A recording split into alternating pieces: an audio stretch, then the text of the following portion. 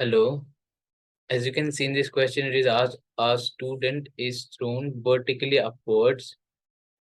A stone is thrown vertically upwards. A student plots the variation with time of its velocity. It's basically velocity versus time graph. Student throws a stone. It reaches peak. Momentarily, it is at rest. And then, okay, momentary rest means here it is, sorry, the V is 0. V is 0. Okay, and then comes back to this position. Now, yes, they're asking what is the vertical displacement of the stone from its starting point after 5 seconds. Okay. Now, from the graph, as you can see, the initial velocity u is 30 meters per second. Now, we want to find out how much time taken to reach the peak. So as you can see at peak, v is equal to 0. So in which point do you see v0? Here. That means it has taken 3 seconds to go up and 3 seconds to come down. Now 3 seconds to go up, and they're asking what is the displacement after 5 seconds. So after 2 seconds, it will be somewhere, 3 plus 2 seconds, it will be somewhere here.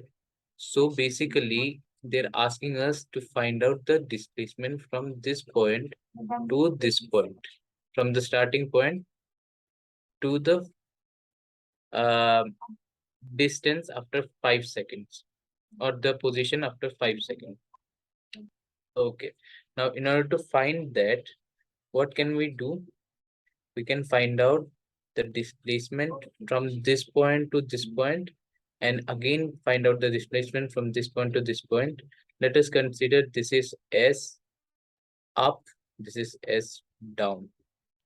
So if we do this S up minus S down, we'll get this distance or this displacement, right? The displacement is upwards here, so plus displacement is downwards here, opposite direction, that is why minus here. Then we'll get this S. We want to find this S actually. So for that, we are going to take help of this graph. The area under this curve, we want to find out SU, right? The displacement will going up. So this area under this curve will give us SU.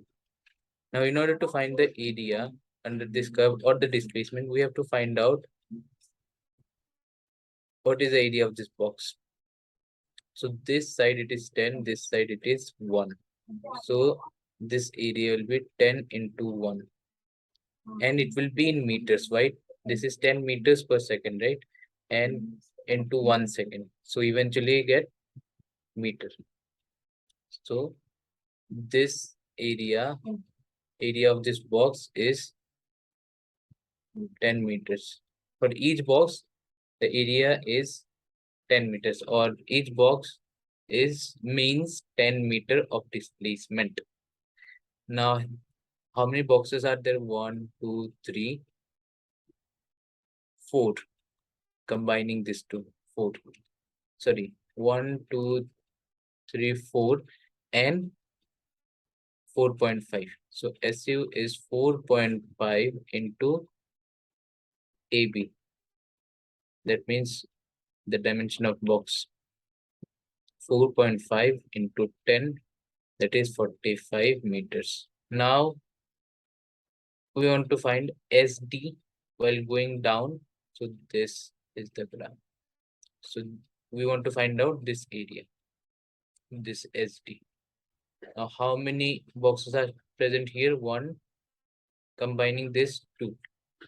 2 into AB, that means 2 into 10 means 20. Okay, 20 meters.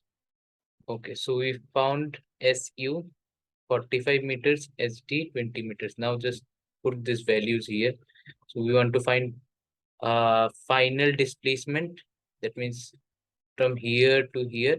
So S is equal to S plus SU, since it is in positive quadrant, minus ST since it is in negative quadrant. So we get 45 minus 20, that means 25 meters. S is equal to 25 meters, that means option number B is the correct answer. Now, you can also take plus here, but while putting down the values of SB, SU and SD, to make sure you are putting the proper sign. Since this SD in negative quadrant, the SD you will get the value in negative 20 meter. So even if it is SU plus SD, while putting down the values, you write plus 45 since it is in positive quadrant, minus 20 since it is in negative quadrant. Finally, you'll get S is equal to 25 meters. You can do both ways. Okay. Otherwise, you can also use equation of motion. V is equal to U plus GT.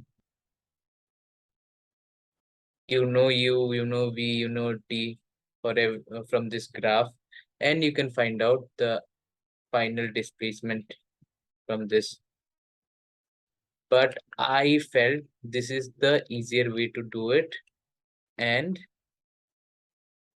yeah, we have solved it with this method. Thank you.